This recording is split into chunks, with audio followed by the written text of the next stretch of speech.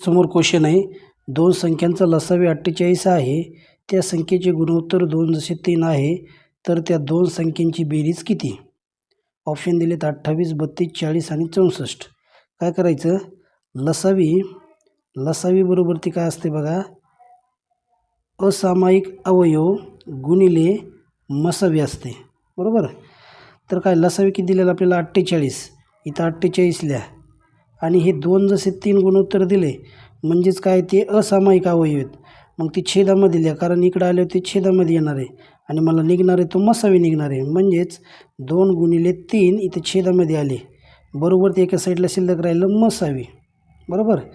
तर 3 दोन्ही 6, ह्यांच्या दोघांचा गुणाकार 6 आला, 6 आणि 48ला भागा, 6 8 किती रे 48, म्हणजे मसावी किती आला बघा, ह्यांच्या दोघांचा गुणाकार किती आला 6, 6 1 6, 6 8 किती 48, म्हणजे मसावी किती आला माझा 8 आला.